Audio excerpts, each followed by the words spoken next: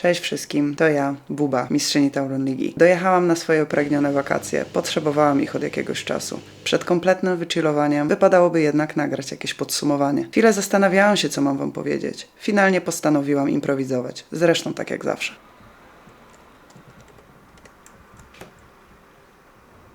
Hejka wszystkim! Pozdrawiam wszystkich serdecznie ze słonecznego Set. Dzisiaj słonecznego, bo pogoda nas tutaj niestety nie rozpieszcza. Jest to pierwszy słoneczny dzień od momentu, kiedy tutaj przyjechałam, czyli od niedzieli. No nie chcę narzekać, bo mimo wszystko cieszę się, że tutaj jestem. Jak widzicie, nie mogłam się nagrywać z plaży albo z jakiegoś fantastycznego kurortu. Muszę się do was nagrywać z siłowni, bo też to jest główny powód, dla którego akurat jesteśmy z Jorisem w Set. Przygotowuję się fizycznie do nadchodzącego sezonu reprezentacyjnego. A moja rola tutaj jest oczywiście wspierać go w tym wszystkim. Czasami motywować, bo naprawdę bardzo ciężko trenuje i naprawdę jestem z niego bardzo dumna, że robi to wszystko. No nie ukrywam, że mam gdzieś tam jakieś doświadczenie w ciężkim trenowaniu siłowo, ale to, co robi tutaj Joris, w ogóle nie jest obejmowane przez mój umysł w żaden sposób. Nie potrafię tego przyswoić, że ktoś może trenować tak ciężko, jak on trenuje. Dlatego mam nadzieję, że ta praca, którą tutaj wykona, pomoże mu w uformowaniu swojej pozycji w reprezentacji. No ale dobra. Tyle o nim. Po co się tutaj dzisiaj spotykamy? Spotykamy się po to, żeby podsumować ten sezon. Miniony sezon już. To jest w ogóle niesamowite, że ten sezon się skończył i to się skończył dopiero tydzień temu, a ja już mam wrażenie, jakbym nie grała w siatkówkę co najmniej z 3 miesiące. Zdawałam sobie sprawę, że tak to będzie wyglądało, no bo już jednak trochę tych off-seasonów w życiu przeżyłam, ale no tutaj w ogóle jakoś tak szybciej to wszystko wróciło do jakiegoś takiego względnego spokoju w mojej głowie, co jest dziwne, bo ten sezon był naprawdę wymagający, to raz, a dwa obfitował w niesamowite osiągnięcia i powinnam jakoś dłużej dochodzić do siebie, a tutaj patrzcie, tydzień i już wszystko jest jak po staremu. Postanowiłam, że przez 2 tygodnie nie będę nic robiła, pozwolę swojemu ciału trochę odpocząć po tym sezonie. Nigdy nie robiłam sobie takiej przerwy i bezpośrednio wchodziłam z swojego sezonu siatkarskiego w off-season na siłowni, ale postanowiłam, że no już latka lecą, wiek nie ten sam co parę lat temu, no i jednak trzeba dbać o ten magazyn siły i pokładów energetycznych, które mamy w sobie. No dobra, no to lecimy z tymi podsumowaniami, bo tak na dobrą sprawę po to tutaj wszyscy się spotkaliśmy. Chciałabym zacząć od początku. Długo się zastanawiałam, co wam powiem. Długo się zastanawiałam, co chciałabym zapisać po stronie plusów, a co po stronie minusów. Wydaje mi się, że mimo wszystko tych plusów będzie więcej, co też jakby ogólnie można spiąć klamrą i podsumować ten sezon jako bardzo udany, nawet nie tyle co udany, bo bardzo udany, ale oczywiście te minusy gdzieś tutaj też się pojawiały i pojawią się w tym podsumowaniu, a dla moich wiernych słuchaczy, moich wiernych fanów, chociaż fanów to może jest za duże słowo, ale słuchaczy myślę, że odpowiednie. Zdążyłam już napomknąć parukrotnie w niektórych odcinkach Bubloga, jakby co w tej grupie minusów może się pojawić, więc pewnie tutaj też się to dzisiaj pojawi. Ale oczywiście zacznijmy od początku. Jaki był mój cel na ten sezon? Oczywiście wróciłam po bardzo ciężkiej kontuzji, najcięższej kontuzji w moim życiu, więc moim, tak na dobrą sprawę, głównym celem na ten sezon, osobistym oczywiście, było powrócenie do formy. Maksymalnej formy lub takiej formy, która gdzieś pozwoli mi na rywalizowanie i utrzymywanie kroku innym moim koleżankom z drużyny pod kątem sportowym. No i myślę, że ten cel tutaj został dosyć szybko zrealizowany, z czego jestem też bardzo dumna, że tak szybko udało mi się wrócić do formy, że przyjechałam do Łodzi już dobrze fizycznie zbudowana, nad czym jeszcze mimo wszystko potem pracowałam i ta forma oczywiście rosła z miesiąca na miesiąc, ale tak, uważam, że wykonałam bardzo dobrą pracę w czasie pomiędzysezonowym, pomiędzy Bezję a Budowlanymi Łódź. No i to jakby pozwoliło mi nawiązywać rywalizację na mojej pozycji już tak na dobrą sprawę, można powiedzieć, od samego początku rozgrywek, co uważam za mimo wszystko duży sukces i tu bym się chciała pochwalić za to. Brawo, Buba. Tak, to był sezon, w którym przede wszystkim chciałam wrócić do pełni sił i chciałam stanowić jakąkolwiek rywalkę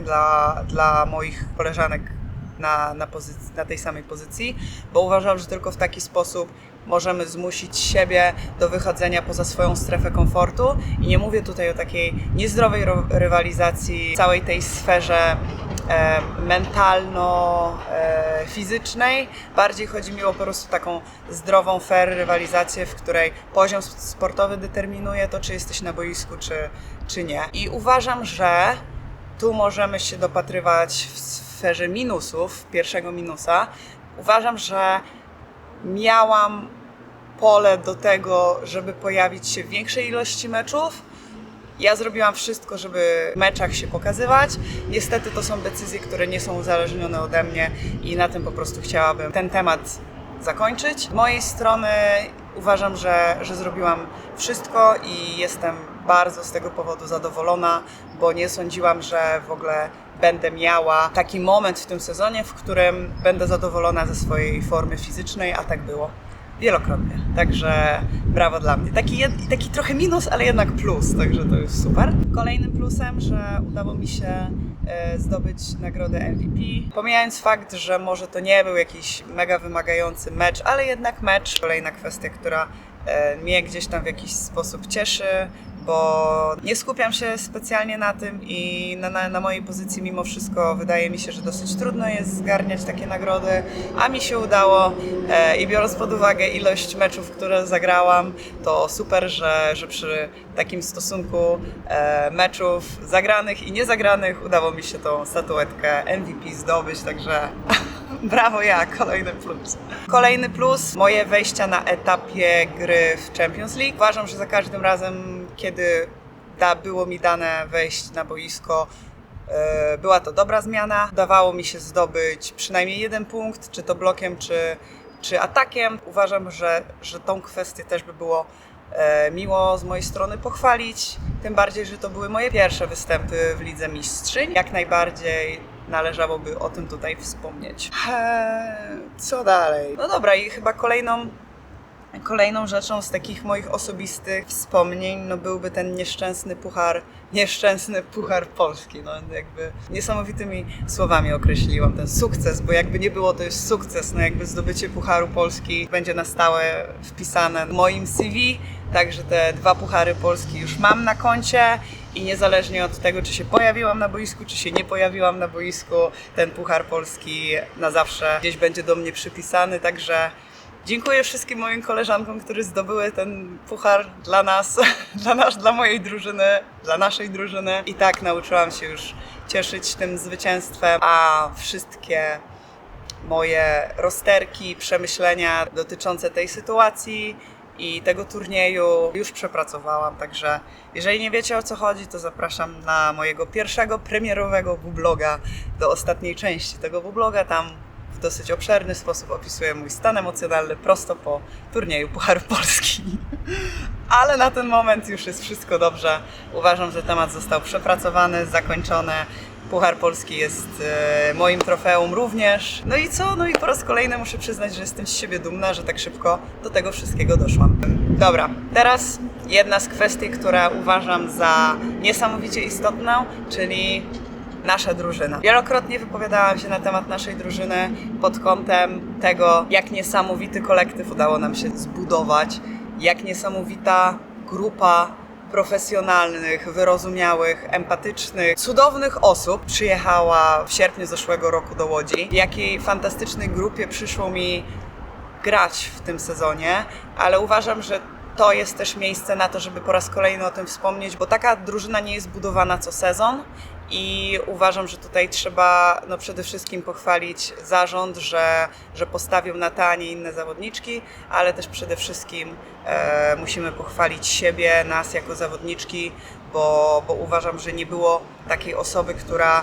w jakikolwiek sposób byłaby oporna w budowaniu tego zespołu, albo chciałam iść trochę ponagrywać Żerisa, bo akurat robił coś ciekawego ponoć No ale tak, uważam, że ten zespół jest nietuzinkowy, był nietuzinkowy, że udało nam się zbudować najlepszą drużynę w Polsce, bo takim mianem możemy chyba siebie określać, biorąc pod uwagę, że udało nam się zdobyć zarówno Tauron Puchar Polski, jak i pierwsze miejsce w lidze, w Tauron Lidze, więc takim mianem myślę, że jak najbardziej możemy zostać nazwane i ja takim mianem nas nazywam. No dobra, no i co? No i tutaj się pojawiają play-offy. Dochodzimy do najbardziej interesującej, w sumie można powiedzieć, części tego sezonu i myślę, że tutaj było naprawdę bardzo dużo pułapek, w które mogłyśmy wpaść i zaczęło się w sumie już od pierwszej rundy przeciwko Chemikowi Police. Nie jeden zespół pewnie by w taką pułapkę wpadł, a mimo wszystko nam się nie udało, bo do samego finału nie przegrałyśmy ani jednego spotkania.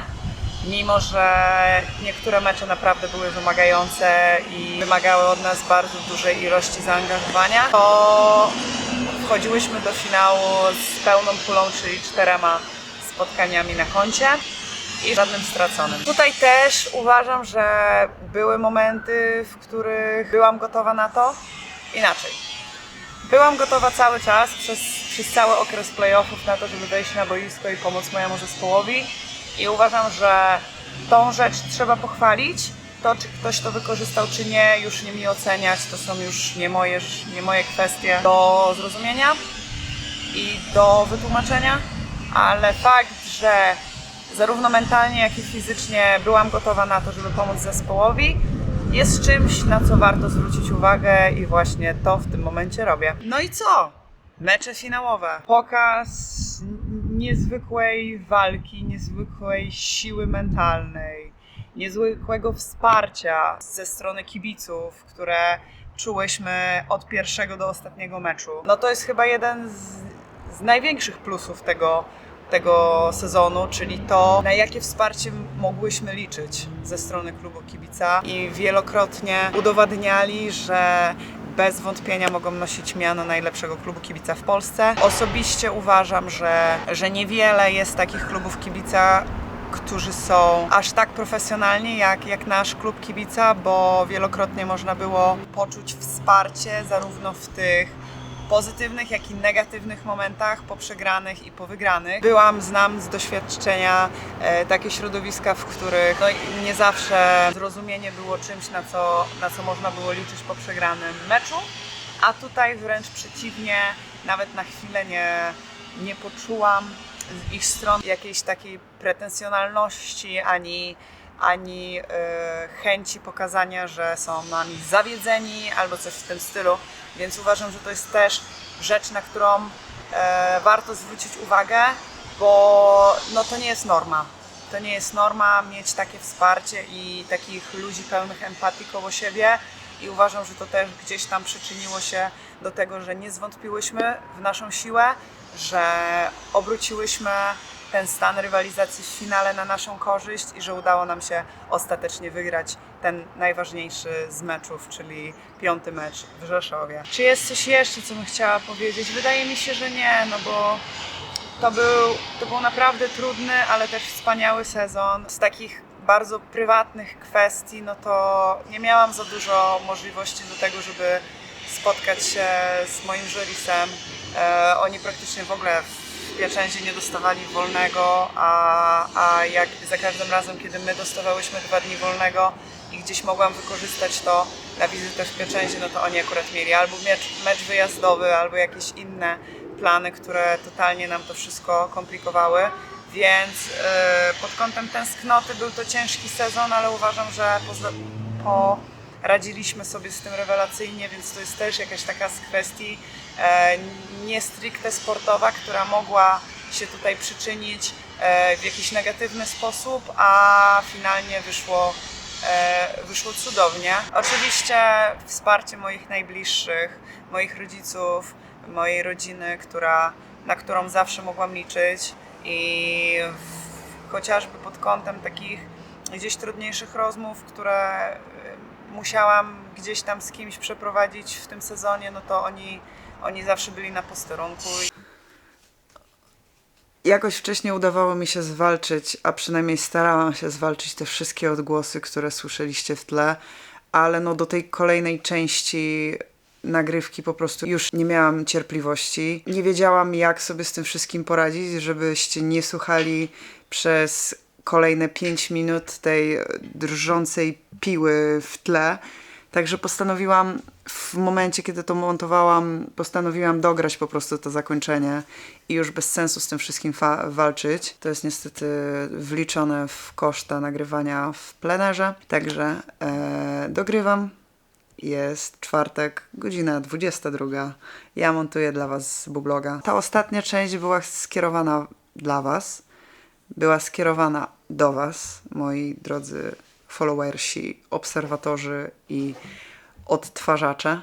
Są to podziękowania za to, że motywowaliście mnie za każdym razem, że zawsze mogłam na Was liczyć, jeżeli chodzi o pozytywny odbiór moich bublogów. Utrzymywaliście mnie w przekonaniu, że to, co robię, ma jakikolwiek sens, że ktoś to ogląda, że ktoś na to czeka i uważam, że zrobiliście naprawdę bardzo dużą robotę, przynajmniej w mojej ocenie, ponieważ były takie 2 czy 3 newralgiczne momenty, w których zastanawiałam się, czy w ogóle robienie tego bubloga ma jakiś sens i czy prócz tego, że gdzieś wylewam swoją kreatywność, to czy ktokolwiek jest tym zainteresowany, a wasz odbiór zawsze był pozytywny i bardzo Wam za to dziękuję. Oczywiście zapraszam Was teraz do nowej edycji Bubloga.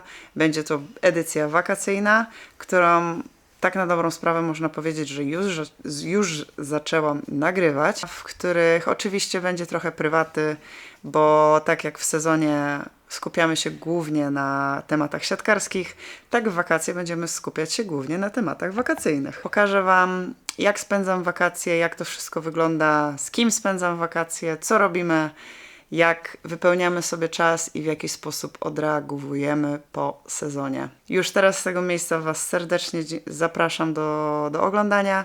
Myślę, że nie w najbliższą środę, ale za 2 tygodnie będzie pierwszy odcinek, bo też nie mam za bardzo okazji do tego, żeby cokolwiek tutaj nagrywać, więc no też nie chciałabym wrzucać 5-minutowego bubloga, a wydaje mi się, że tak w 1,5 tygodnia na spokojnie już sobie coś tam fajnego uda mi się skleić. Dziękuję, że jesteście.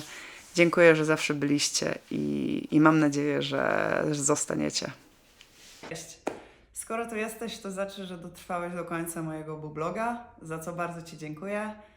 Z tego miejsca jestem zmuszona powiedzieć tą stałą formułkę. Zapraszam Cię na moje social media, do zaobserwowania tego konta, a także do pozostawienia komentarza i łapki w górę. Cześć!